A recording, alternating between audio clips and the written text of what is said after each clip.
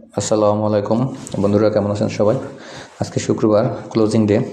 আজকে কিছুক্ষণ আগে এনএফপি নন ফার্ম প্যারোল নিউজ হয়েছে। তো এখান থেকে মার্কেট লিকুইডিটি নেওয়ার পরে বুলিশ ক্লোজিং করেছে। তো এখানে আমি 5 মিনিটের টাইম ফ্রেমে ছোটো একটু স্কাল্পিং করব। আপনারা দেখতে পাচ্ছেন অলরেডি আমি একটা এন্ট্রি নিয়েছি এবং আমি এখানে আরও বেশ কিছু এন্ট্রি নেব। আরেকটা লেয়ারিং নেওয়ার চিন্তাভাবনা আছে, কিছু স্কাল্পিং করার। তো অবশ্যই আপনারা স্টপ লস বসাবেন। আমি এখনই স্টপ লস বসিয়ে দেব। আপনারা স্টপ লস বসাবেন যেহেতু নন ফার্ম প্যারোল, তো মার্কেট অস্বাভাবিক মুভমেন্ট নিতে পারে। তো সেক্ষেত্রে অবশ্যই আপনারা স্টপ লসের সাথে কাজ করবেন আর মার্কেটের সাথে থাকেন, মার্কেটের মুভমেন্ট দেখেন, মার্কেট কখন কী এভিডেন্স দেয় ওইগুলো ফলো করেন।